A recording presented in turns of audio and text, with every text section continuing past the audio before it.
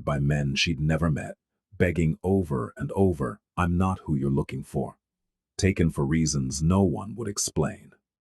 And then he walked in. The room didn't just go quiet, it went dead. He studied her face for 3 seconds. 3 seconds, and in those 3 seconds, he made a decision that neither of them could ever undo. She whispered, "I'm not who you're looking for." He said, "I know." 2 words. That's all it took. 2 words. And a door that never opened again. What happened next changed everything. The basement smelled of wet concrete and rust. Somewhere above, the muted thrum of the city continued, as if nothing had changed, as if a woman hadn't been dragged from a parking garage with a bag over her head and zip ties cutting into her wrists. Janet Wren knelt on the cold floor, her scrub still damp with the coffee she'd spilled, when the hands grabbed her. 3 men stood around her in a loose semicircle, their faces blank, their weapons holstered but visible. One of them, the tallest, with a scar that split his left eyebrow, kept checking his phone like he was waiting for a delivery. She'd stopped screaming 4 minutes ago, not because she'd given up, but because she'd realized something that terrified her more than the guns. Screaming wasn't going to change anything. These men weren't nervous, they weren't agitated, they were patient, and patient men with guns were the most dangerous kind. Her mind raced through the catalog of possibilities, one the way it always did under pressure. Wrong place, wrong time, mistaken identity, random act. But nothing about this felt random. They'd called her by a name that wasn't hers. They'd said it with certainty. Celeste. The door at the top of the stairs opened.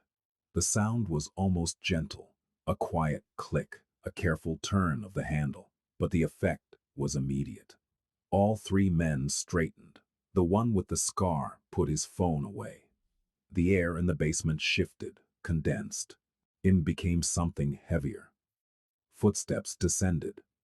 Slow, measured, each one deliberate, as if the person walking owned not just the stairs, but the gravity that pulled them down. Stephen Knapp appeared at the bottom of the staircase, and the room fell into a silence so complete that Janet could hear the blood moving through her own ears.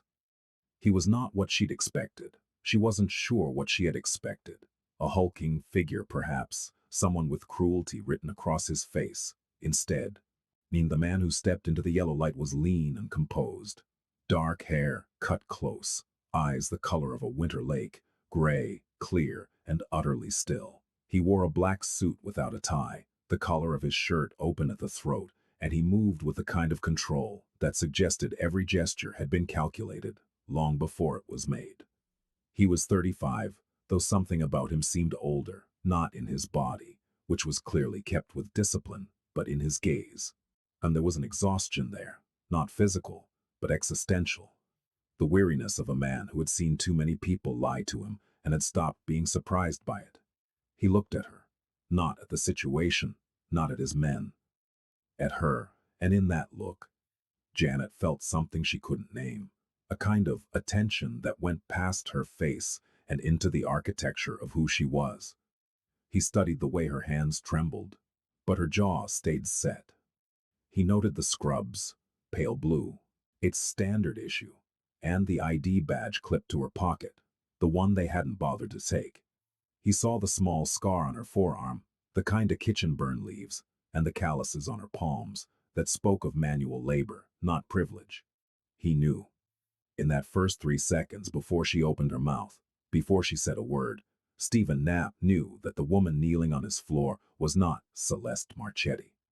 Celeste Marchetti had soft hands and a face sculpted by surgeons. And Celeste Marchetti wore silk and perfume that cost more than this woman probably earned in a month.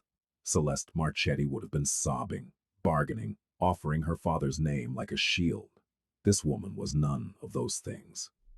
"I'm not who you're looking for," she whispered. Her voice was steady, cracked but steady, like a bone that had broken and healed stronger. One of his men, Victor, the one with the scar, shifted. "She matches the description. Dark hair, early 20s, he leaving the clinic on Halstead at—" "I heard you," Stephen said. His voice was low, unhurried, the kind of voice that didn't need volume to command a room. He hadn't looked away from her. She met his eyes. That was the thing that held him. The thing that changed the calculus entirely. She met his eyes and did not look away. "My name is Janet Wren," she said. "I'm a nurse. I work nights at the free clinic on Halstead Street. I was walking to my car after a double shift. I am not whoever you think I am." Silence. Victor glanced at Stephen. The other two men waited. Stephen reached into his jacket pocket and pulled out his phone. He tapped the screen twice, then turned it so she could see the photograph. A woman with dark hair and sharp cheekbones, wearing a red dress, caught mid-laugh at some gala. Celeste Marchetti. Janet looked at the photo. Looked at herself. The resemblance was there. The same dark hair, similar bone structure. In close enough in a parking garage at 1 in the morning under bad lighting. "I see it," she said quietly. "But that's not me." "I know," Stephen said. The room went still in a different way. Victor's hand moved to his holster, not drawing, but ready. The other men exchanged a glance. "Sir," Victor began. "She stays." 2 words, no explanation, no negotiation. Janet's blood turned to ice. "Aha, I just told you I'm not—" "I heard what you said." Stephen pocketed his phone and took a single step closer, not threatening, not gentle, something in between that was worse than both. "And I believe you, but that doesn't change your situation, Miss Wren. If anything, it makes it more complicated." "More complicated?" A thread of anger pushed through the fear. "You kidnapped the wrong person. Let me go. If I let you go right now, you'll be dead by morning." The way he said it, flatly, without drama, the way a doctor might deliver a terminal diagnosis, made her believe him immediately. "Enzo Marchetti's men are looking for his daughter," Stephen continued. "Not to rescue her, to silence her. She has information that could dismantle 3 of his operations, and she's been selling it to the highest bidder. My people picked you up because they thought you were her. If Marchetti's people make the same mistake—" He let the sentence die. He didn't need to finish it. Don't then tell them," Janet said, her voice rising. "Tell them I'm not her." "You think they'll ask first?" His eyes were steady, unblinking. "They don't check IDs, Miss Wren. They don't ask questions. They put a bullet through the problem and move on." The basement felt smaller. The walls pressed in. Janet could feel the cold of the concrete through the thin fabric of her scrubs, and for the first time since they'd grabbed her, she felt something worse than fear. She felt the slow and sickening realization that he might be right. "So your solution," she said, her voice dropping to barely above a whisper, "is to keep me here. My solution is to keep you alive. That's not the same thing." Something shifted in his expression, a crack so fine it might have been imagined. A flicker of something that could have been respect or surprise or both. "No," he agreed. "It's not." He turned to Victor. "Put her in the East Wing, the room with the balcony. Outpost Yosef and Marcus outside." He paused. "She's not a prisoner." "Then what is she?" Victor asked, his tone carefully neutral. Stephen didn't answer immediately. He looked at Janet one more time, really looked, the way someone reads the last page of a letter before deciding whether to burn it. "She's under my protection," he said, "whether she wants it or not." He climbed the stairs without looking back. The door closed behind him with the same gentle click that had announced his arrival. And Janet was left kneeling on the cold concrete, surrounded by armed men, with the echo of 2 truths ringing in her head. She was not who they were looking for, and he was going to keep her anyway. The room with the balcony was beautiful. That was the cruelest part. It was on the 3rd floor of a brownstone in Lincoln Park, the kind of building that looked like old money from the outside and turned out to be fortress-level security on the inside. The room itself had hardwood floors, a king-sized bed with linen sheets, a private bathroom with a clawfoot tub, and French doors that opened onto a narrow balcony overlooking a garden she wasn't allowed to enter. Janet sat on the edge of the bed, still in her scrubs, and stared at the ceiling. It was 3:47 in the morning. Her shift at the clinic had ended at midnight. By now, if everything had gone normally, she would have been asleep in her studio apartment on the south side, the radiator clanking, and the traffic noise fading into white noise. She would have set her alarm for 10, made herself eat something before bed, and fallen asleep, reading whatever she'd checked out from the library that week. Instead, she was in a dead man's house, or at least a man who made dead men, and she had no phone, no wallet, and no idea how long this was going to last. She didn't cry. She wanted to. The pressure built behind her eyes like a weather system, heavy and insistent. But she had learned a long time ago that tears were a luxury she couldn't afford. You cry when you're safe. And she had never, not once in her 21 years, been truly safe. The foster system had taught her that. 6 homes in 14 years. Some of them good enough, warm beds, regular meals, adults who meant well but were stretched too thin. Some of them bad. One of them terrible. And she'd survived all of it by developing a skill that served her now. The ability to assess a situation clearly, without panic, and figure out what she could control. Right now, she could control very little. But she could think. She replayed the conversation in the basement. The man, Stephen Knapp, she'd heard one of the guards murmur the name on the walk upstairs, had believed her. That was the part she kept returning to.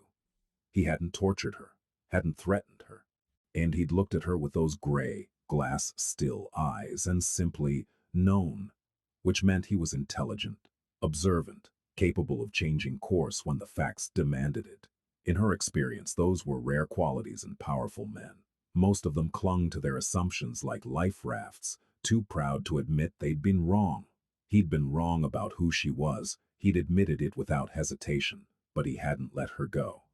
A knock on the door, soft, perfunctory, and then it opened. A woman in her 50s entered carrying a tray, a glass of water, a sandwich wrapped in wax paper, a small bottle of aspirin. She had silver hair pulled back in a clip, and the kind of face that had once been beautiful and was now something better. Kind. "I'm Margaret," she said, setting the tray on the nightstand. "I run the house." She looked at Janet's scrubs, at the red marks on her wrists where the zip ties had been. "I'll bring you clean clothes in the morning. There are towels in the bathroom. Is there anything else you need?" Janet stared at her. "A phone. My freedom. An explanation that makes any of this make sense." Margaret's mouth twitched. Not quite a smile, but close. "I'll see what I can do about the third one." She moved toward the door, then paused. "For what it's worth, miss, you're not in danger here. Whatever you may think of Mr. Knapp, he doesn't harm women. That's not who he is. He's keeping me against my will." "He's keeping you alive," Margaret said, and something in her voice, something sad and certain, made Janet wonder what this woman had seen. What she'd survived in this house. The door closed. The lock didn't click. Janet noticed that. The door wasn't locked. She could walk out, down the hall, down the stairs, out the front door. And then what? Into a city where someone was hunting a woman who looked exactly like her. She ate the sandwich. She took 2 aspirin. She lay on the bed, staring at the ceiling, and waited for morning. Sleep didn't come, but morning did. The first 3 days blurred together in a haze of quiet rage and careful observation. Janet learned the geography of the house the way she'd once learned the layout of each new foster home. Quickly, methodically, noting exits and blind spots and the rhythms of the people who moved through it. The brownstone was deceptively large, in 3 stories above ground, at least one below. The main floor held a kitchen, a formal dining room that was never used, a sitting room with bookshelves that covered every wall, and Stephen's office, the one room she was explicitly told not to enter. The second floor was Victor's domain, a command center of sorts, with security monitors and communication equipment, and a door that was always closed. The third floor was bedrooms, hers, Margaret's, and several others that seemed permanently empty. She saw Stephen twice in those 3 days, once passing in the hallway. He was on the phone, speaking in a language she didn't recognize, and he acknowledged her with a nod so brief it could have been a muscle spasm. The second time she found him in the kitchen at 2 in the morning, sitting at the island counter with a glass of something dark, reading a hardcover book with no dust jacket. He'd looked up, she'd frozen in the doorway. Dejan, the tea is in the cabinet above the stove, he said, and went back to reading. She'd made tea. Chamomile. She'd stood at the counter with her back to him, hyper-aware of his presence the way you're aware of a still body of water that might be deeper than it looks. Neither of them spoke. After 10 minutes, she'd taken her tea upstairs. The next morning she found a library card on her nightstand. Her library card, the one from her wallet, which she hadn't seen since the night they took her. Beneath it was a note in handwriting that was precise and unadorned. Margaret can take you to the library on Tuesdays and Fridays. You'll be accompanied, but not confined. D. Janet held the card for a long time. It was such a small thing, a rectangle of laminated paper, a number, her name, but it was also the first indication that Stephen Knapp had paid attention, not to her as a captive, but to her as a person. He'd noticed the book on her nightstand, and he'd checked her wallet and found the library card and understood what it meant to her. It made her furious, because kindness from a captor was the most dangerous thing of all. On the 5th day, Janet lost her temper. It happened in the sitting room, the one with all the books. She had been pacing, 4 walls, 12 steps each way, and the sheer absurdity of it had finally cracked something inside her. She was a nurse. She had patients, Mrs. Delgado, who came in every Thursday for her insulin adjustment and always brought homemade empanadas for the staff.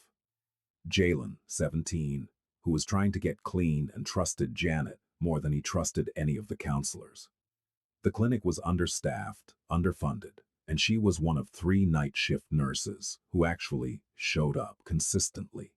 They needed her, and she was here, in a mansion that smelled like cedar and old leather, being protected by a man who wouldn't even look at her long enough to have a conversation. She found him in his office. She didn't knock. Stephen was standing at his desk, his jacket off, his shirt sleeves rolled to the elbow. He was looking at a set of photographs spread across the dark wood, surveillance photos, from the angle and grain of them. Victor was beside him, pointing at something in one of the images. Both men looked up when she entered. Victor's hand moved toward his waist. Stephen's didn't. "You can't keep me here," Janet said. Victor stepped forward. "You were told." "Victor." One word from Stephen, and the larger man stopped. "Give us the room." Victor hesitated, a half-second of visible reluctance, then gathered the photographs, straightened them into a neat stack, and left. He closed the door behind him, but Janet had no doubt he was standing directly on the other side. Stephen looked at her. That same look, the one from the basement, in the one that went past the surface and into something deeper. "Sit down, Miss Wren." "I don't want to sit down. I want to leave." "I understand that." "Then let me go." "I can't do that." "You mean you won't?" "I mean I can't." He leaned against the edge of his desk and folded his arms.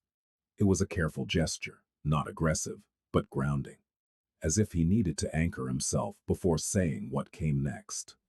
3 days ago, Enzo Marchetti's men found a woman matching his daughter's description in Milwaukee. A waitress, 23. They questioned her for 6 hours before they determined she wasn't Celeste. He paused. She didn't survive the questioning. The room went very quiet. Her name was Sophie Reed, Stephen said. She had a 2-year-old son. Janet felt the floor tilt. The anger was still there. It hadn't gone anywhere, but now it had company. A cold, spreading dread that seeped into the spaces between her ribs. "You look like Celeste Marchetti," Stephen continued, his voice even, clinical almost, the way Janet herself delivered bad news to patients. "Same height, same build, same hair color. If my men made the mistake, Marchetti's will too. And they won't sit you down in a nice room and bring you sandwiches. So I'm supposed to just, what, live here, indefinitely? Until Marchetti finds his daughter. Or until I find her first. And how long will that take?" I don't know. The honesty of it, the raw, unpolished truth of I don't know, hit her harder than any lie would have. A liar would have given her a timeline. A manipulator would have made promises. Stephen Knapp just stood there and let the uncertainty sit between them like a living thing. I have a life, Janet said, and her voice broke on the last word. Not in the way of someone falling apart, but in the way of someone holding something heavy that they can't put down. I have patients who depend on me. I have rent due in 9 days. I have a world out there that is small and unglamorous and completely mine, and you have no right to take it from me. Stephen was quiet for a long time. Long enough that Janet thought he might not respond at all. Then he said, "Your rent has been paid. Your supervisor at the clinic has been told you have a family emergency, and your apartment is being watched to make sure no one goes through it." She blinked. That's not, she shook her head. That's not the point. I know it's not. Then why did you do it? He looked at her, the way someone looks at a wound they didn't cause but feel responsible for anyway. Because you shouldn't lose everything just because you walked to your car at the wrong time. Janet stood there in his office, in the warm light of a desk lamp that probably cost more than her monthly salary, and she felt something crack in the wall she'd built between them. Not fall, just crack. I want my phone, she said. It's being monitored. If Marchetti's people, I don't care. I want to call my patients. I want to call Mrs. Delgado and tell her to get her son to take her to her Thursday appointment because the insulin adjustment is critical. And her A1C was 11.2 last week. And if someone doesn't, give me the information, Stephen said. I'll make sure it gets handled. She stopped, stared at him. You're a crime lord. You're going to manage my patient's insulin schedule? For the first time, something shifted in his expression. Well, not a smile. Stephen Knapp didn't seem like a man who smiled, but a subtle loosening of the tension around his mouth, something almost warm. I'm going to make sure the people you care about are taken care of, he said. That's not a negotiation, Miss Wren. That's a fact. She gave him Mrs. Delgado's information, then Jalen's counselor. Then the contact for the clinic's scheduling coordinator. He wrote it all down, by hand, on a legal pad, in that same precise handwriting. And she watched him do it. This man who moved hundreds of people killed with a phone call, carefully noting the phone number of a 70-year-old diabetic woman who made empanadas. Something dangerous happened in that moment. Janet began to see him. The days took on a rhythm. Mornings, Janet read. The sitting room library was extraordinary, not curated for show, but genuinely, eclectically loved. The first editions of Dostoevsky sat beside dog-eared paperbacks of Le Carré. There were medical textbooks, philosophy, poetry collections in 3 languages, and a shelf of hard-boiled detective fiction that seemed almost sentimental. She pulled out a volume of Raymond Chandler one afternoon and found a dedication written on the inside cover.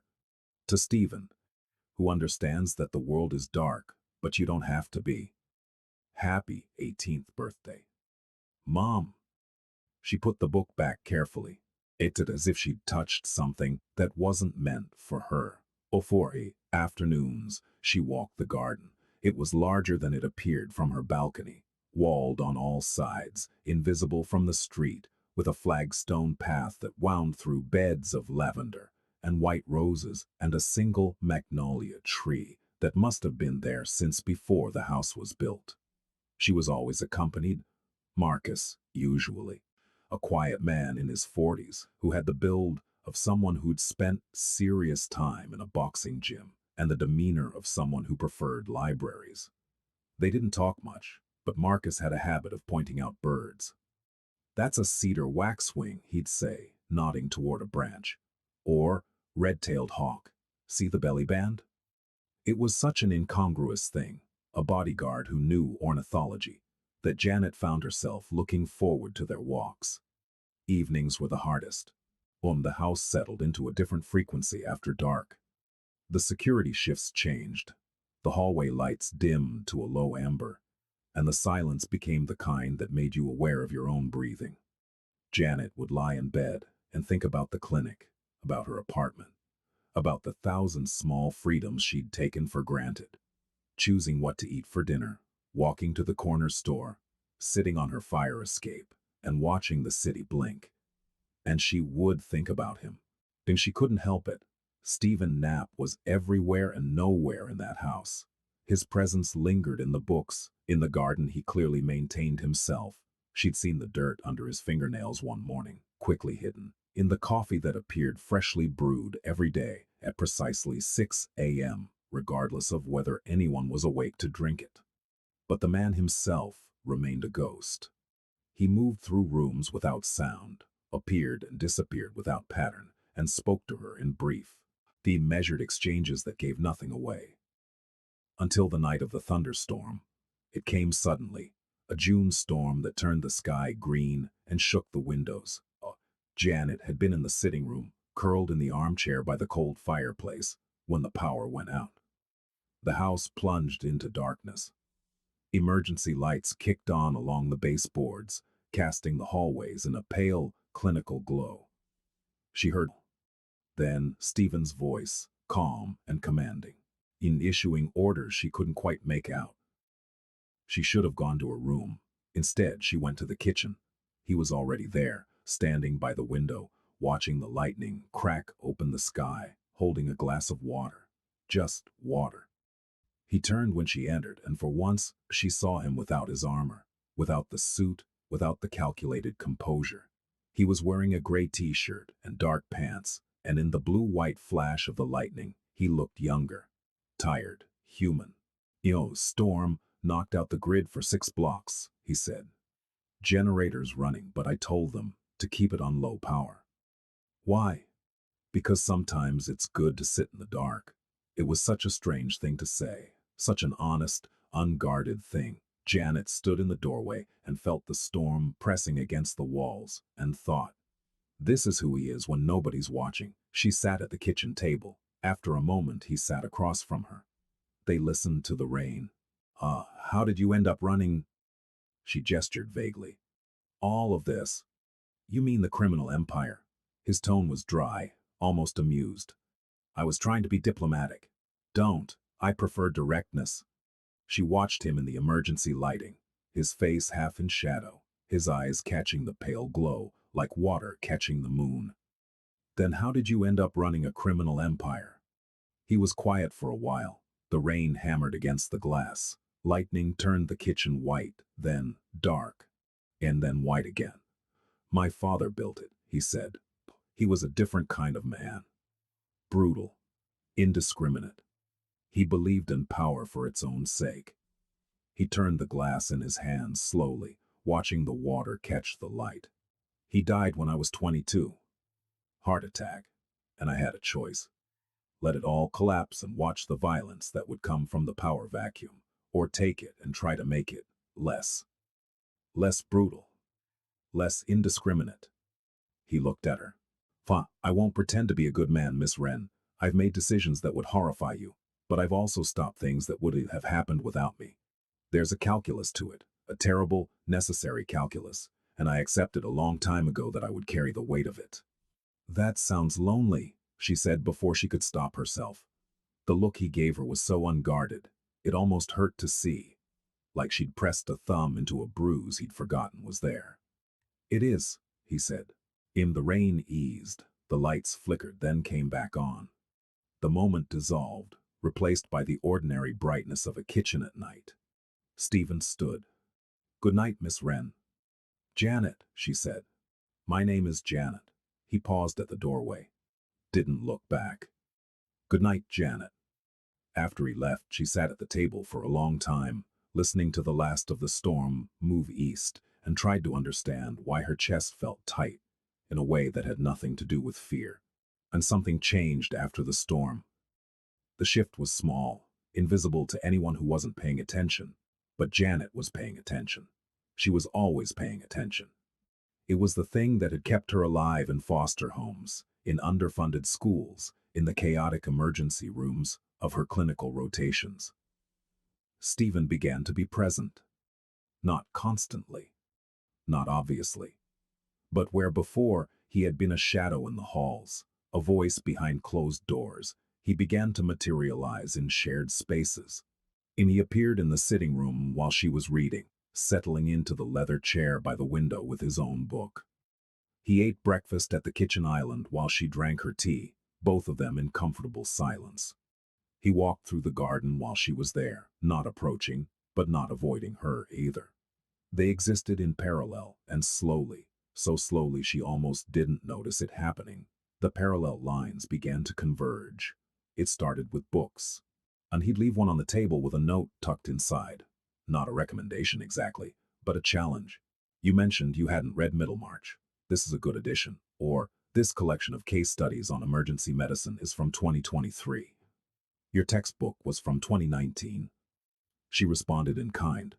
Oh, she found a volume of Mary Oliver on his shelf and left it open on his desk to a poem about attention and devotion, not as a romantic gesture, but as an argument, a way of saying, I see who you are. And it's more complicated than you think, and he didn't mention it. But the next day, the poem was bookmarked with a pressed magnolia petal from the garden. It was Janet who broke the pattern of silence first. 10 days into her captivity, her protection, his word, her imprisonment, hers, she found him in his office late at night, not working but staring at the wall with the kind of blankness that she recognized. She saw it in the mirror sometimes, and the look of someone replaying a conversation that couldn't be unspoken, a decision that couldn't be undone. Who did you lose? She asked from the doorway. He didn't startle. He never startled. But his jaw tightened, and when he looked at her, there was something raw in his expression that he didn't bother to hide. My brother, he said. Luca. When? He's not dead. A pause, heavy, loaded. He betrayed me. 14 months ago. He fed information to the Marchetti family in exchange for a guarantee of safety if they took power. His voice was even, too even, the way a surface is smooth when it's frozen. I had to cut him out of everything. The business, the family, the house. He's somewhere in Europe now. I don't look for him. But you think about him. Every day. Janet stepped into the office. She sat in the chair across from his desk, the one Victor usually occupied, and folded her hands in her lap. I had a foster brother once, she said. Terrence. He was 2 years older. The only person in any of my placements who ever really looked out for me. He taught me how to ride a bike, how to fight, how to make scrambled eggs without burning them. When he aged out of the system, he promised he'd come back for me. She paused. He didn't. I was 13. Stephen watched her with those gray eyes. I was angry for years, she said. Angry that he'd left, angry that he'd promised. Yeah, angry that I'd believed him. But eventually I understood something. He was drowning too. He couldn't save me because he couldn't save himself. And the promise wasn't a lie. It was a wish. You're remarkably generous, Stephen said. I'm not sure your brother deserved it. Maybe not. But I deserved to stop being angry.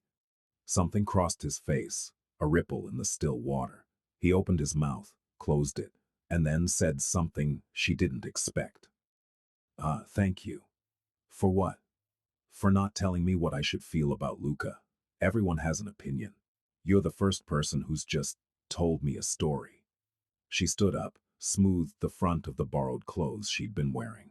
Margaret's, slightly too large, impossibly comfortable. That's what humans do, Mr. Knapp.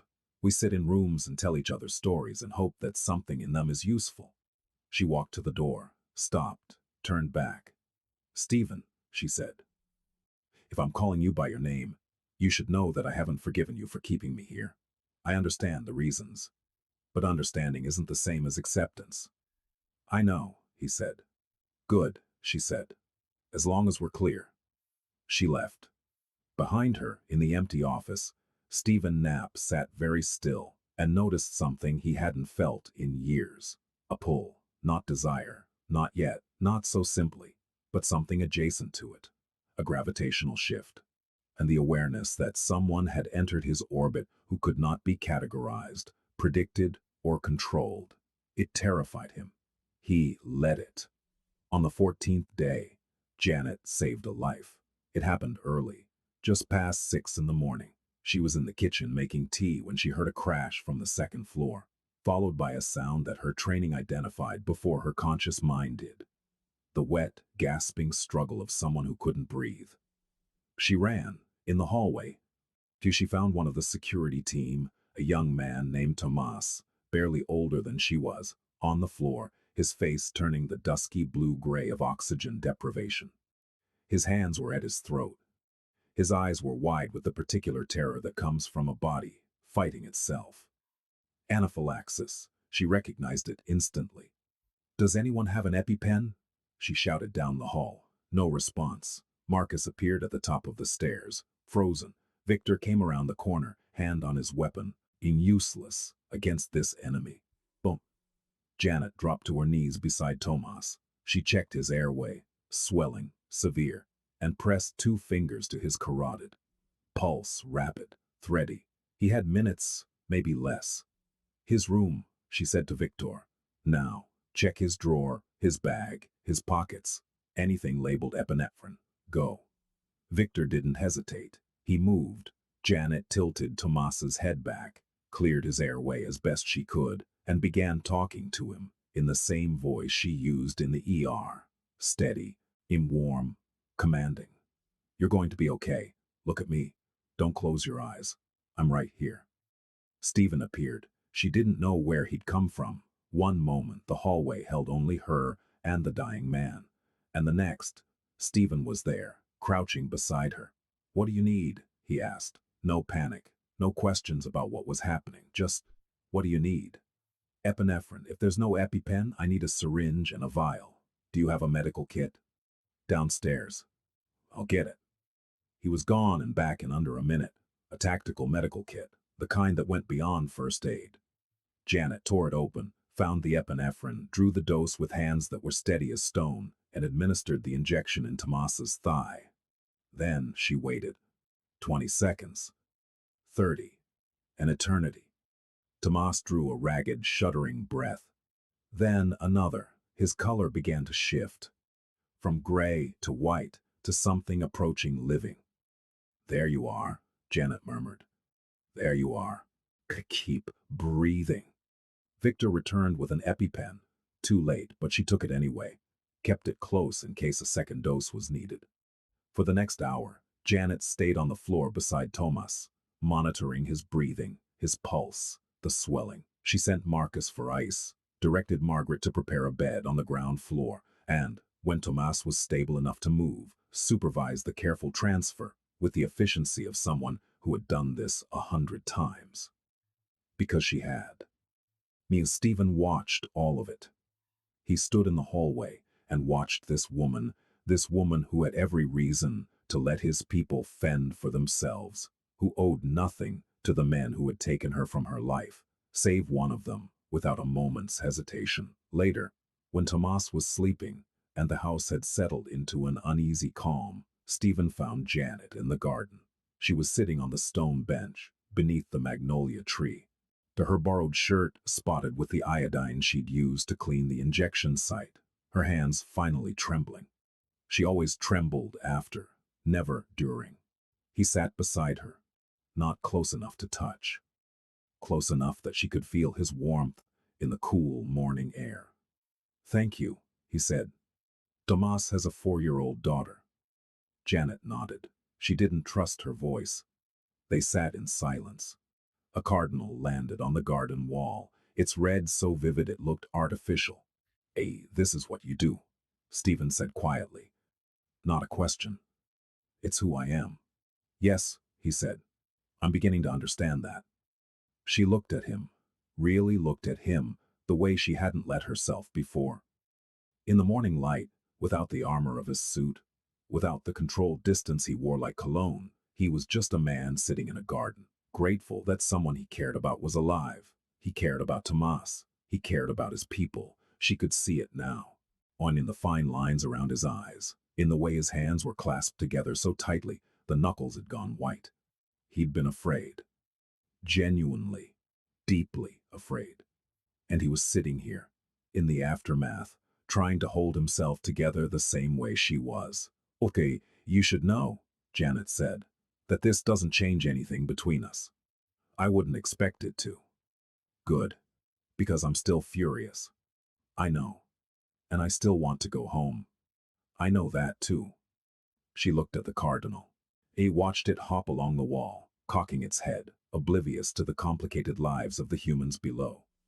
But I'm glad Tomas is alive, she said. So am I. She stood up, brushed the garden dirt from her borrowed pants, walked 3 steps toward the house, then stopped. Stephen. Yes? Next time, keep EpiPens on every floor and make sure your team's medical histories are on file. Tomas has a tree nut allergy that nobody told me about. In a proper house, and that information is known. He looked at her, and for the first time, the very first time, Stephen Knapp smiled. It was small, brief, a crack in the glacier. But it changed his entire face, warmed it, made him look like someone she could imagine laughing. Yes, ma'am, he said. She went inside. Behind her, the smile lingered, then faded, then settled into something deeper, something that lived in the chest, not the mouth, and would not be easily removed. 3 weeks in, and Janet had become a fixture. She didn't notice it happening. Neither did anyone else, exactly. But there was a shift in the household, subtle, like a change in air pressure before weather. Margaret started asking her opinion on meals. Marcus saved articles about migratory birds on his phone to show her during their garden walks. Even Victor, who regarded her with a steady suspicion of a man paid to suspect everyone, had started nodding at her in the mornings. It wasn't warmth, but it was acknowledgement. From Victor, that was practically an embrace. And Stephen, who had built his life on distance and discipline, found himself orbiting closer and closer to the quiet gravity of a woman who had no power, no leverage, no reason to stay, and who was, despite everything, becoming essential. He noticed things. That was the problem. And he'd always been an observer. It was the skill that had kept him alive in a world where missing a detail could mean a knife in the dark. But his observation of Janet had become something else, something less tactical, more devotional.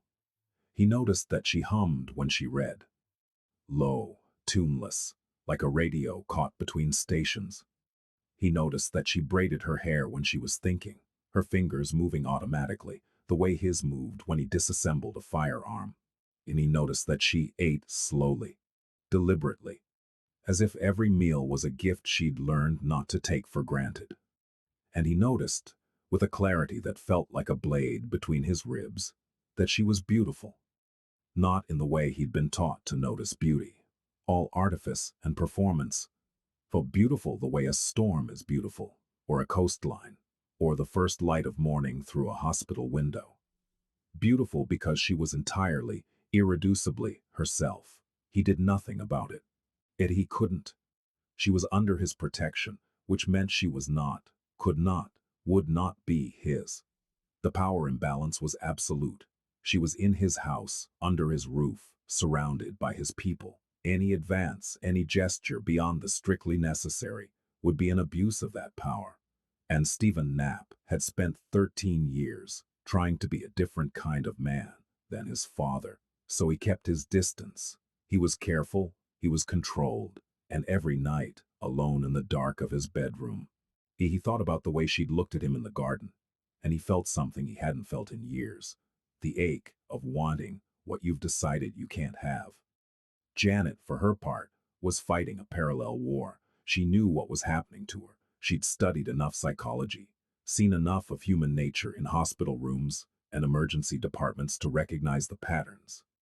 Proximity, shared crisis, the slow accretion of intimacy through daily rhythms and accidental vulnerabilities.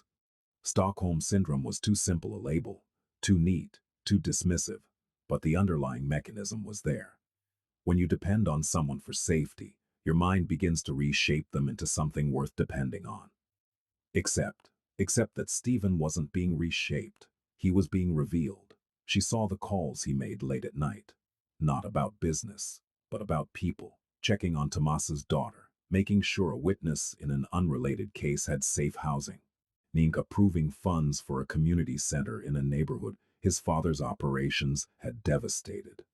She saw the books he dog-eared, the passages he underlined, always about duty, sacrifice, The cost of power. She saw the way he spoke to Margaret, with a deference that went beyond employer and employee, a tenderness that suggested she had known him when he was small and unformed, and that he trusted her memory of that version of himself.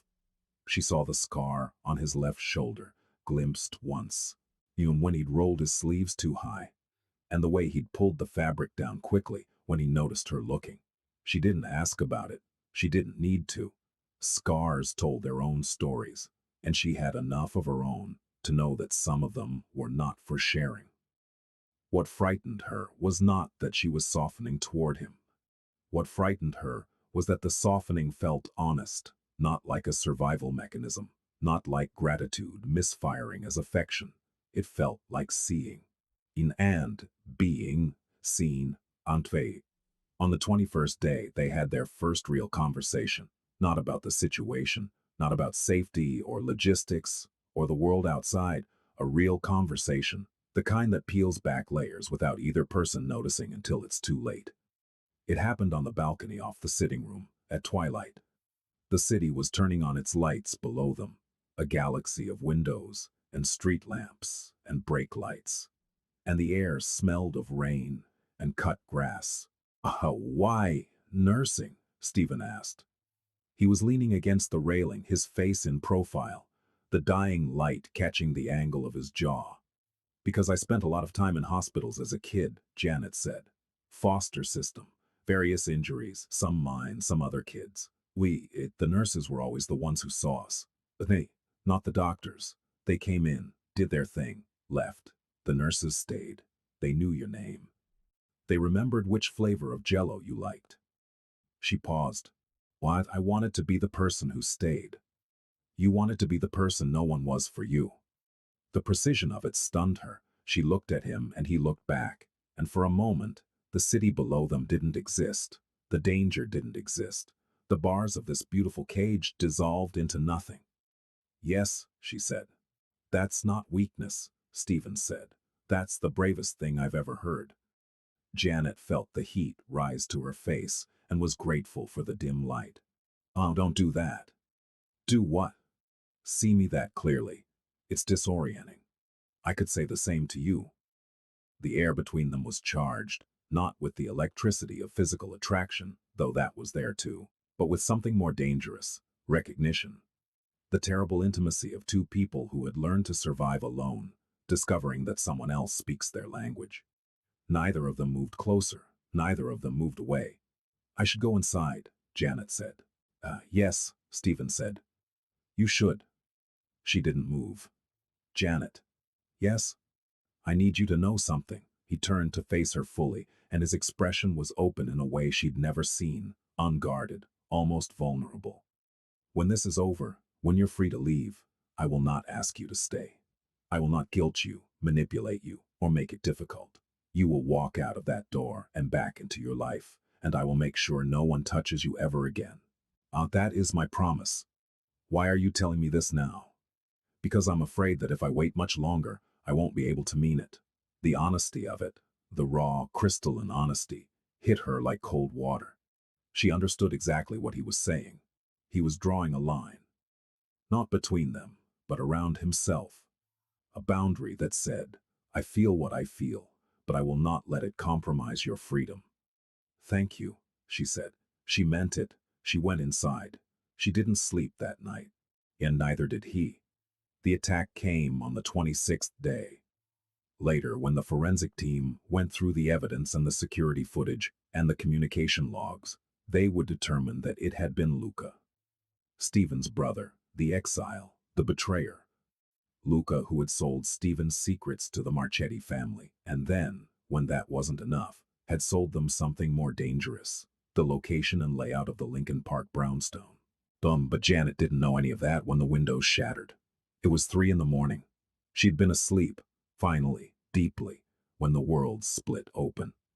The sound of breaking glass, multiple points simultaneously, the kind of coordinated breach that spoke of planning and patience.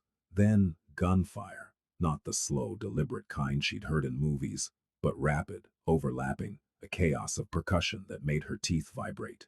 She rolled off the bed and onto the floor, pulling the mattress half over her, a reflex drilled into her during the years of living in neighborhoods where gunshots were as common as car alarms. Her hands found the emergency flashlight Margaret had given her on her first night. She clicked it on.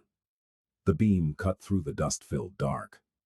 The house was under siege. She heard Victor's voice through the walls, clipped, commanding, directing the security team with the precision of someone who'd done this before. She heard the deeper percussion of return fire. She heard distantly the wail of a car alarm on the street below, and then she heard footsteps in the hallway outside her door. Not the heavy, purposeful tread of Stephen's men. Something lighter, faster, predatory. The door handle turned. Janet's hand closed around the brass lamp on the nightstand. It was heavy, solid brass, probably an antique, and she gripped it like a weapon because that's what it now was. The door opened.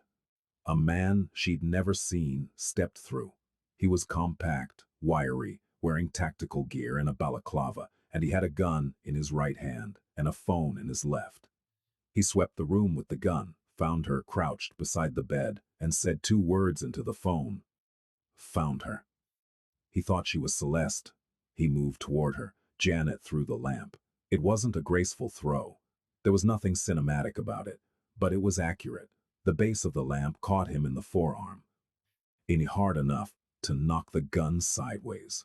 He swore, stumbled, and in the half second it took him to recover, Janet was on her feet and moving. Not toward the door. He was blocking it. Toward the balcony. She hit the French doors at a run, burst through them into the cold night air, and looked down. 3 stories. The garden below. The flagstone path that would break her legs if she jumped. She didn't jump. She climbed. On the balcony connected to a narrow decorative ledge that ran along the building's facade, maybe 8 inches wide, barely enough for a foothold. Janet pressed her back against the brick and sidestepped, her bare feet finding purchase on the stone, her fingers gripping the mortar between the bricks. She could hear the man behind her reaching the balcony, cursing, deciding whether to follow. He didn't follow. The ledge was too narrow for someone in tactical gear, but he raised his gun, and the shot hit the brick 6 inches from her head. Stone fragments stung her cheek. She kept moving. 3 more feet. 2. The next balcony. Stevens, she realized, though she'd never been inside his room, was just within reach. She grabbed the railing, pulled herself over, fell onto the floor of his balcony, gasping, bleeding from a dozen small cuts, her heart hammering so hard she could taste copper. The balcony door opened from inside. Stevens stood there. He had a gun in his hand and blood on his shirt. Not his own, she would learn later, and his face was a landscape of barely controlled fury. He looked at her on the ground, at the blood on her face, at the borrowed nightshirt torn by the brick, and something in his expression went past fury into a place that had no name. Inside, he said. Now. She crawled through the doorway. He stepped past her onto the balcony, fired twice, measured, aimed, and the shooter on her balcony dropped. Then Stephen came back inside, closed the door, and for one unguarded moment, before the soldier took over again, he knelt beside her and cupped her face in both hands and looked at her as if he were checking that she was real. Are you hurt? His voice was barely above a whisper. His hands were trembling. I'm okay. She wasn't, but she was alive. Stephen, they think I'm Celeste. I know. They'll keep coming. I know. His jaw was set. His eyes burned. They won't get to you. And do you understand me? They will not get to you. He stood, called Victor on the radio, issued orders with the lethal efficiency of a man who had been raised for this. Within 20 minutes, the attack was repelled. 4 of Marchetti's men captured. 2 dead. 1 of Stephen's team injured. Not seriously, but enough. Janet tended the wounds. She did it in Stephen's room, which had been converted into a triage area, her hands steady as always, her focus absolute. When she cleaned and sutured and bandaged, and spoke in that calm, warm voice, and not a single person in that room doubted that she belonged there, except her, because belonging there meant something she wasn't ready to face. Afterward, when the house had been secured, and the damaged windows boarded, and the captured men taken away for questioning. Stephen found her in the kitchen. She was sitting at the table, drinking tea that had gone cold, staring at the wall. The adrenaline had worn off. When the trembling had started, he sat across from her, like the night of the storm, like the first time. "It was Luca," he said. He gave them the layout of the house. Janet looked at him. She saw the cost of that sentence in every line of his face. The betrayal compounded. The brother lost again. The wound reopened and deepened. "I'm sorry," she said. "Don't be sorry for me. I should have." He stopped, pressed his palms flat against the table. "I should have anticipated this. I should have moved you sooner. If he'd gotten to you." He didn't. But he could have. But he didn't. She reached across the table and put her hand on his wrist. The first time she had touched him voluntarily. His skin was warm. His pulse was fast. He looked at her hand. Then, at her face. "I climbed along a ledge 3 stories up in my bare feet," she said. "I threw a lamp at a man with a gun. I'm not helpless, Stephen. Stop acting like I am." The ghost of that smile, the one she'd seen in the garden, flickered across his face. "You threw a lamp at him? Brass, antique, probably worth more than my car. I'll buy another one." She almost laughed. It surprised her. The laughter, here, now, in a kitchen that smelled of gun oil and antiseptic. But it was real, and he heard it. And something in his expression shifted from guilt to gratitude.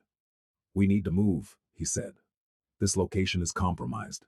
I have a place outside the city, a house on the lake.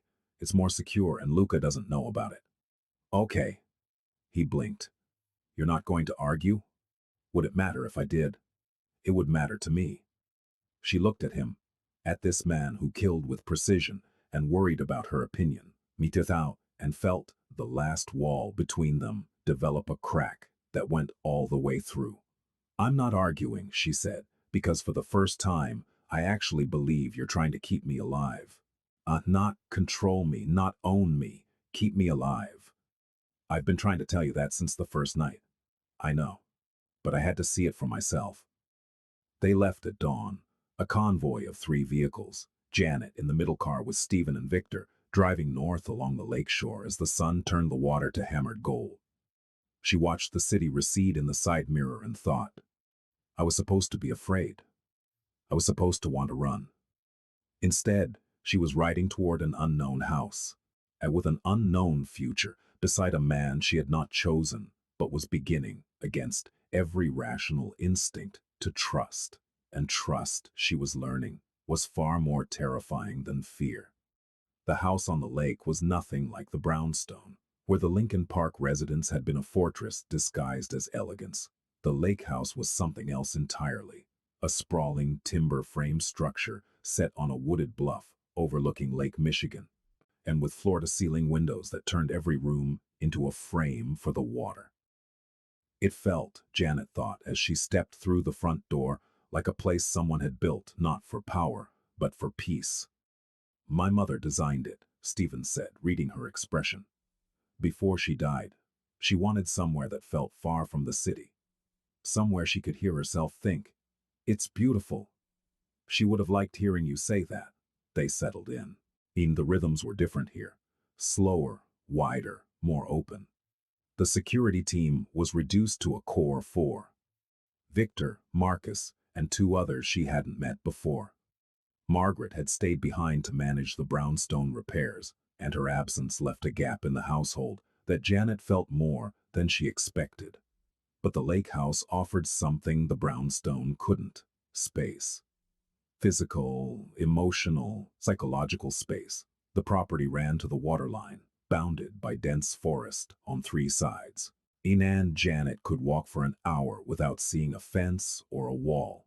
She walked every morning, alone, a concession she'd negotiated with Victor, who had protested loudly and then relented when Stephen overruled him. She walked along the bluff, through the birch trees, down to the narrow beach, where the waves left lines of foam on the gray sand. She breathed air that tasted of pine and cold water, and she felt something she hadn't felt in weeks. the beginning of clarity, was she was falling in love with Stephen Knapp. She said it to herself clearly, deliberately, the way she might say a diagnosis aloud. The first step in treating a condition is naming it. She was falling in love with him. Not because he'd saved her, or caged her, or given her beautiful rooms and pressed magnolia petals. Because of who he was when no one was performing. Because of the dirt under his fingernails from the garden. Because of the book dedications from his mother. And because he wrote down Mrs. Delgado's insulin schedule on a legal pad. Because he told her he wouldn't ask her to stay and meant it. And the effort of meaning it was written in every careful distance he kept. She was falling in love with him, and she had no idea what to do about it. The days at the lake house were the closest thing to normal either of them had experienced. Stephen cooked. This was a revelation. Not that he could cook. But that cooking was the one activity that stripped him entirely of his control. He became focused, almost playful, tasting sauces with a spoon and adjusting seasonings with a chemist's precision, and occasionally, when he thought no one was watching, humming under his breath. Janet watched him make risotto one evening, stirring the rice with a wooden spoon, adding broth a ladle at a time, and she thought, this is the version of himself he was before all of it. Before the empire, the violence, in the calculus of power. This was the boy his mother had known. You're staring, he said without looking up. I'm observing. There's a difference. Is there? Staring is passive, observing is diagnostic. He did look up then, and his eyes were warm in a way she'd thought he wasn't capable of, and she felt the floor shift under her feet. And what's your diagnosis? He asked. You're a good person, trapped in an impossible life. You're lonely in a way that has calcified into identity. You're the most dangerous man I've ever met, and also the most careful, and I want to know what you look like when you're happy. Your risotto needs more parmesan, she said. He laughed, actually laughed, a short, surprised sound, like a door opening in a wall she'd thought was solid. It changed his face entirely. Took years off, stripped the armor, left something human and warm and achingly real. More parmesan, he repeated. I'm shaking his head. Noted. They ate dinner together that night, and the next night, and the one after that. They talked, really talked. The kind of conversations that start at one shore and end up somewhere entirely unexpected. He told her about his years at Columbia, studying economics before his father's death pulled him back. She told him about nursing school. It's about the professor who'd told her she was too emotional for medicine, and the patient who'd proved him wrong by asking for her specifically, every time, because she was the only one who remembered his name. He told her about his mother, Elena, a pianist who'd married the wrong man and spent 20 years softening his edges before the cancer took her. She told him about the foster home in Evanston, the one with the piano in the living room, and where she'd learned to play chopsticks before being moved again. Oh, they discovered shared territories, a love of Dostoevsky, a weakness for terrible action movies, a belief that coffee was better black, and that silence between two people was not absence, but presence. And they did not touch, not once, not a hand on a shoulder, not a brush of fingers, not the accidental collision of two people sharing a kitchen. Stephen was meticulous about it. He maintained the distance with the discipline of a man defusing a bomb, aware that one wrong move would change everything. Janet noticed. She noticed and understood and was infuriated and grateful in equal measure. Because what he was doing, what it cost him every day to be near her and not reach for her, was the most profound act of respect she had ever experienced. He was giving her the one thing no one had ever given her, the absolute certainty that when the time came, and the choice would be hers. On the 33rd day, Victor walked into the kitchen at breakfast with a folder and the expression of a man delivering a eulogy. We found her, he said. Stephen set down his coffee. Janet, who was slicing fruit at the counter, went still. Celeste Marchetti, Victor continued. She's been in Buenos Aires for the past 6 weeks, living under a false name, selling her father's information to a South American cartel. And she has no intention of returning to the States. The room was silent. Then the people looking for her, Janet began. Can be informed, Victor said. Once Marchetti's people confirm she's in Argentina and not Chicago, there's no reason for them to be looking for someone matching her description here. The threat to Miss Wren drops to near zero. Near zero. Not zero. But close. Janet felt the ground shift under her feet. She'd been preparing for this moment, had known it would come. Maud had told herself she'd feel relief, joy, the exhilaration of freedom returned. Instead, she felt the particular vertigo of a trapeze artist who's been told the net has been removed. Stephen's face was unreadable. He looked at Victor. How long to confirm and disseminate? 48 hours. Maybe 72. Do it. Victor left. The kitchen was very quiet. The sound of waves through the open window, the hum of the refrigerator, the distance between two people sitting 10 feet apart, while feeling the width of an ocean. So, Janet said. Her voice was steady. Her hands were not. So, Stephen said. I can go home. Yes. In 48 to 72 hours. Yes.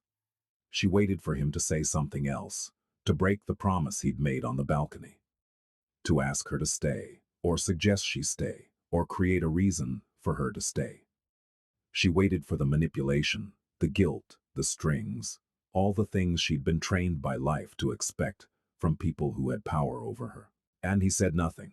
He picked up his coffee, took a sip, set it down, and looked at her with an expression so carefully controlled that she could see the effort it took, could see the discipline holding back everything beneath it.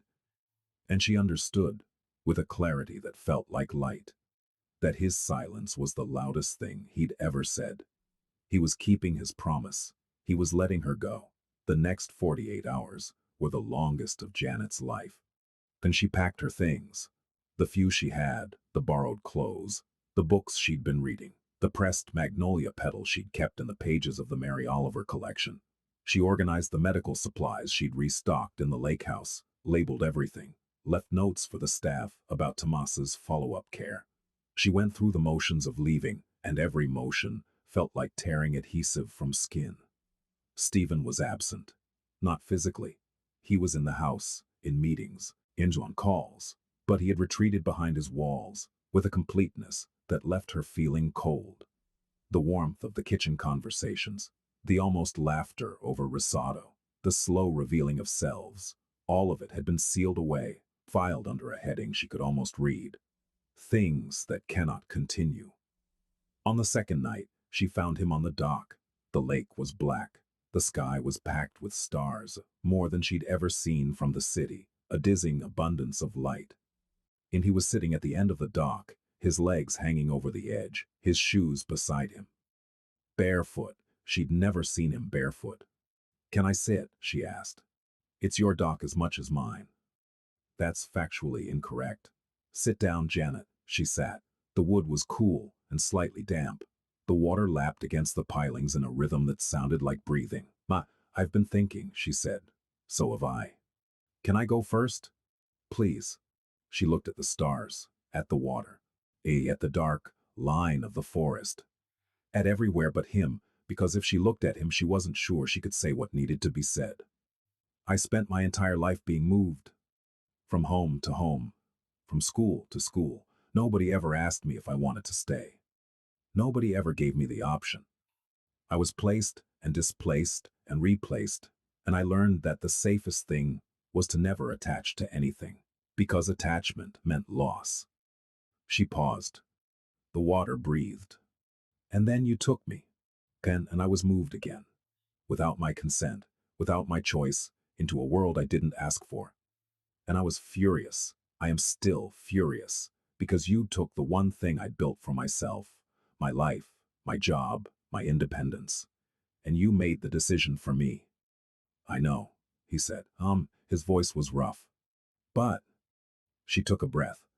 But you also did something no one else has ever done. You showed me what it looks like when someone keeps their word. You promised you wouldn't ask me to stay. Yeah, and you haven't. And you won't. And that, Her voice cracked. She let it. That is the first time in my life that someone has given me a real choice. The silence that followed was not empty. It was full, full of the lake, the stars, the distance between them, the distance they'd crossed. I don't know what I'm going to do, Janet said. I'm telling you that honestly. I don't know if I'm going to walk out of here and go back to my apartment, and my clinic, and my life, or if... She stopped. It swallowed. I don't know. But I need you to know that whatever I decide, it won't be because you made me. It will be because I chose. Stephen was quiet for a long time. The stars turned overhead. A fish broke the surface somewhere in the dark, a soft sound, barely there. When I was 22, he said, my mother was dying. She was in the hospital, not the free clinic on Halstead, but the same kind of place, understaffed, overwhelmed. And there was a nurse, a young woman. I'm probably not much older than you are now, who sat with her when no one else would. For hours. Through the night, she held my mother's hand and told her that she wasn't alone. And when my mother died at 4 in the morning, that nurse was the one who closed her eyes. Janet felt tears she hadn't permitted building behind her eyes. I never got her name, Stephen said. I looked for her afterward, but she'd transferred, gone. And I always thought, that the world is held together by people like that. People who stay. People who show up. People who do the thankless, invisible work of caring. He turned to her, and in the starlight, his eyes were not gray, but silver, alive with something she'd never seen in them before. You are that kind of person, Janet. You have been that kind of person every single day you've been in my house. And I need you to know. He stopped. The discipline wavered, and the wall cracked. I need you to know that, regardless of what you decide, meeting you is the most important thing that has happened to me. Not the most convenient. Not the most strategic. The most important. A tear slipped down her cheek. She didn't wipe it away. Thank you, she whispered. Don't thank me for telling the truth. They sat on the dock until the stars began to fade, and the sky turned the pale blue of early morning. They didn't touch. They didn't need to. In some silences are louder than words. This one said everything. The confirmation came at 11:47 a.m. on a Tuesday. Victor delivered the news with his usual economy. Marchetti's organization had verified Celeste's location in Buenos Aires. The search for her in the United States had been called off. The threat to Janet Wren, mistaken identity of a woman she'd never met, was effectively over. Your apartment has been cleaned and secured, Victor added, was speaking to Janet directly for the first time in days. Your car has been serviced.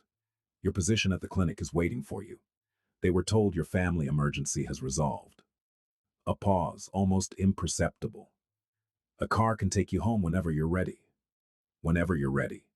3 words. A universe of weight. Janet stood in the lake house kitchen, in borrowed clothes, with a pressed flower in her pocket, and felt the full force of a freedom she'd begged for. Fought for. It demanded from the moment she'd been dragged from a parking garage 35 days ago. The door was open.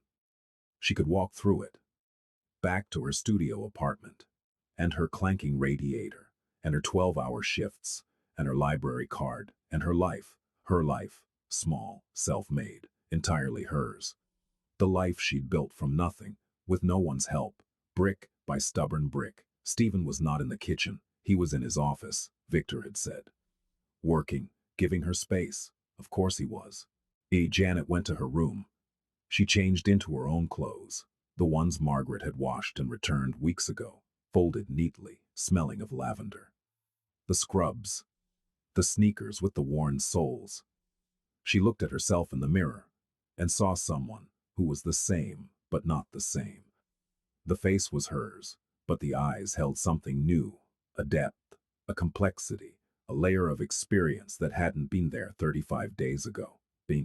She packed the few things that were hers, left the borrowed clothes folded on the bed. She walked downstairs, through the hallway, past the kitchen, past the sitting room, where she'd read 100 pages of Middlemarch, and left poetry books open on desks. past the door to the garden where Marcus had taught her to identify cedar wax wings and red-tailed hawks. She stopped at Stephen's office door. She knocked. "Come in." He was standing by the window looking at the lake, not working, just standing. When he turned to face her, she saw that he'd known this moment was coming and had been preparing for it the way he'd prepared for everything. Strategically, completely, with every defense in place. His face was composed. His eyes were not. "I'm ready," she said. "The car is out front. Marcus will drive you." "Marcus is a good man." "He is." Silence. The lake glittered behind him. A boat moved in the distance, slow and small, against the vastness. "I won't say goodbye," Stephen said. "I don't believe in them." "What do you believe in?" The question hung in the air. He looked at her. One last time, she thought. One final look from those gray eyes that had seen her, truly seen her, from the very first moment in that basement, and said, "I believe in people who choose to stay." Janet felt the words land in her chest like stones in water, heavy, true, sinking into a place she'd never be able to retrieve them from. She nodded, turned, walked to the front door. Marcus was there, keys in hand, the car running. Victor was there too, arms folded, his expression something she'd never seen on him before. Sadness. Actual, unguarded sadness. "Take care of yourself, miss," Victor said. "Take care of him," she replied. Something passed between them.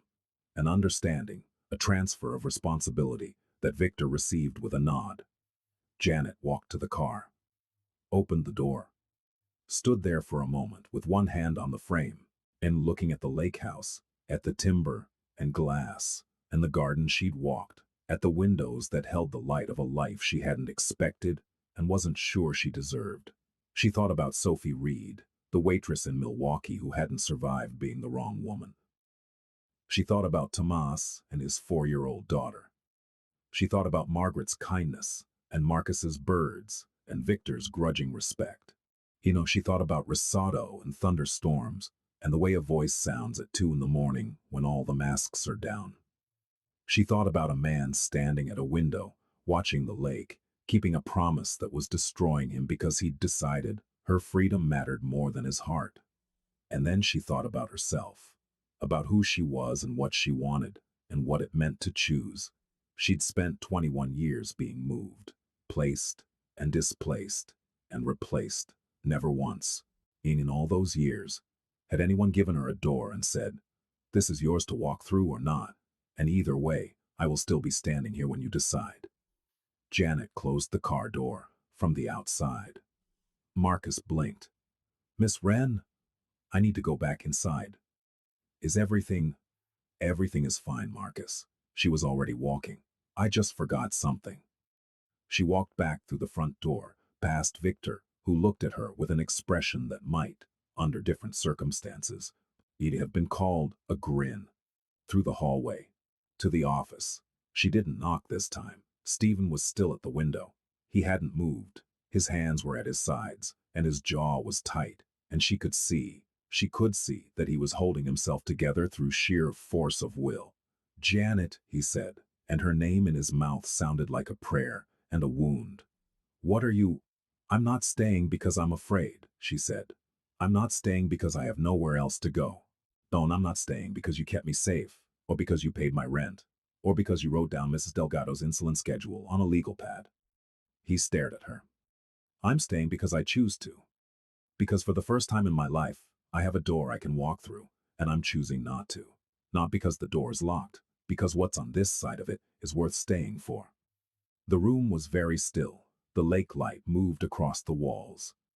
"You can't—" His voice broke. Stephen Knapp, who had never broken in front of anyone, broke.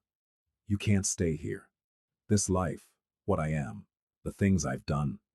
I know what you are. I've known for weeks. I've also seen who you are when no one is watching, and those are not the same thing." "Janet, I'm not finished." She took a step closer, then another. "I don't need you to be good. I don't need you to be safe. I need you to be honest, and you have been. Painfully, consistently, infuriatingly honest, since the night you looked at me in that basement. and told me you knew I wasn't Celeste. She was close enough now to see the gray of his eyes shift, from steel to water, from winter to something warmer, something alive with a light she'd never seen. I choose this, she said. I choose you, not as a captor, not as a protector, as the man who sat in the dark during a thunderstorm and told me his brother broke his heart. Hey, as the man who makes risotto with a wooden spoon and hums when he thinks no one's listening, as the man who kept a promise that cost him everything. Stephen stood perfectly still. A muscle in his jaw worked. His eyes were bright, too bright, dangerously bright. You're certain, he said. Not a question. A need. I've never been more certain of anything in my life. He reached out, slowly, carefully, as if she were made of something that might dissolve. He took her hand, not possessively, not desperately. Gently. The way you hold something precious that you've been given permission to touch. His fingers closed around hers, and the warmth of it, the simple, staggering warmth, undid something in both of them. I didn't claim you because you were mine, he said quietly. I claimed you because no one else could protect you the way I could. But now, he looked at their joined hands. Now I'm not claiming anything. I'm asking. Asking what? Will you let me earn this? Not today. Not all at once. But over time.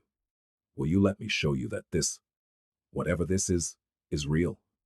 Janet looked at him. At this man who had taken her and kept her and infuriated her and seen her more clearly than anyone ever had. This man who had promised her freedom and delivered it and was now standing in the wreckage of his own discipline, asking for permission to love her. Yes, she said, and he pulled her close, not into a kiss, not yet, but into an embrace. Arms around her, on her face against his chest. The steady beat of his heart against her ear. She could feel the tension leave his body in waves, feel the wall he'd built disassemble itself one brick at a time, feel the exhale of a man who had been holding his breath for 35 days. They stood like that in the office, in the lake light, for a long time. Not captor and captive, not protector and protected. Two people who had found each other in the worst possible way and chosen, in against all odds and reason, to stay. 6 months later, the gala was held in a hotel downtown, one of those places with marble floors and crystal chandeliers and the kind of silence that costs $10,000 a plate.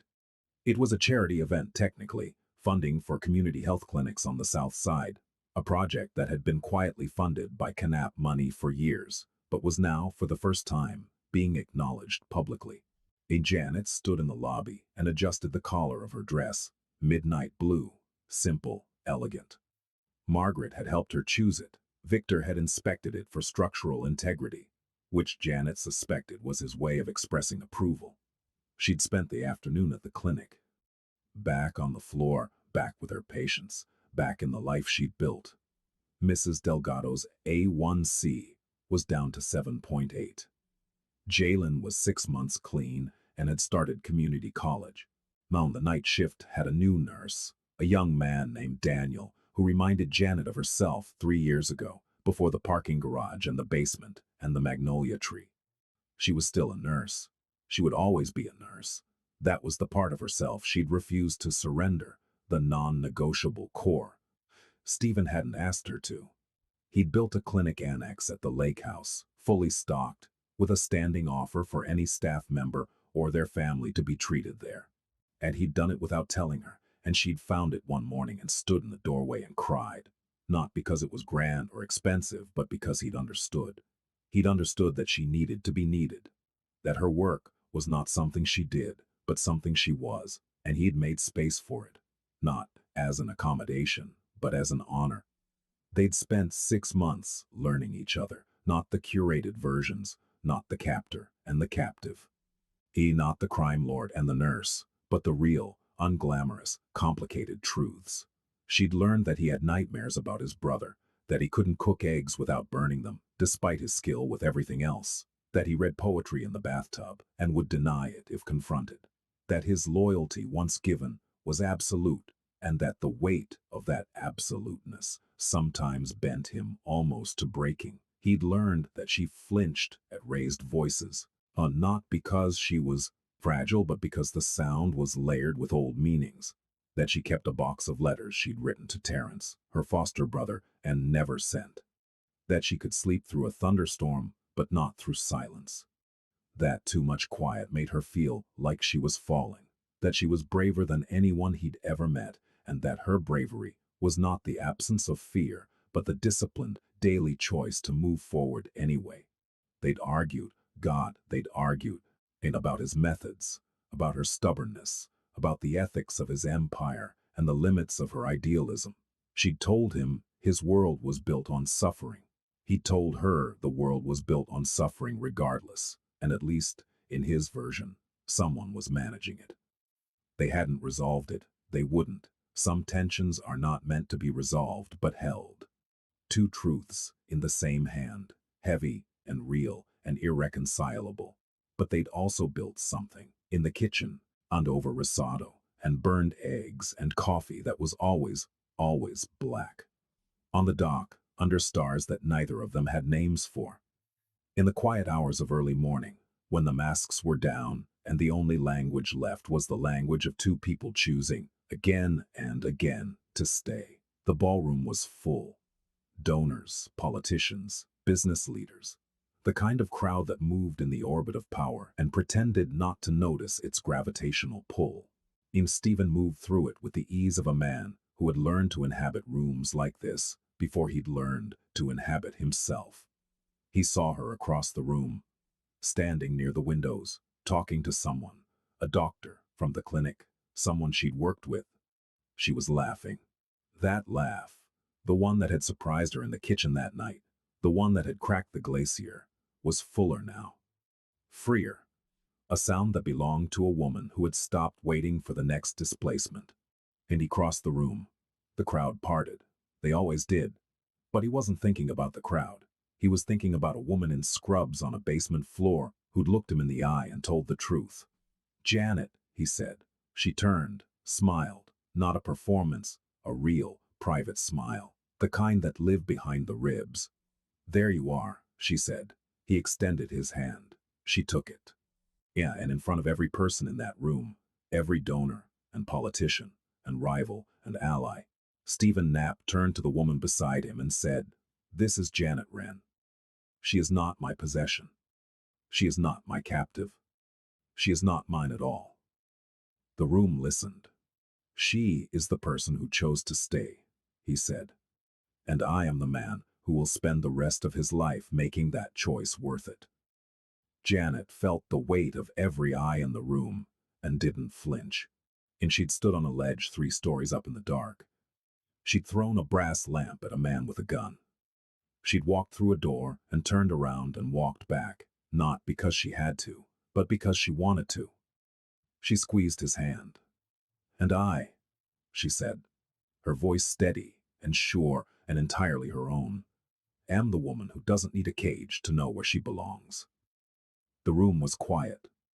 Then it wasn't. Later they would dance, not formally. Stephen Knapp was not, it turned out, a good dancer, and the discovery delighted Janet in a way that would become a running joke between them for years. They would step on each other's feet and laugh and hold each other close, and the chandeliers would cast light across their faces like small, scattered constellations. But that would come later.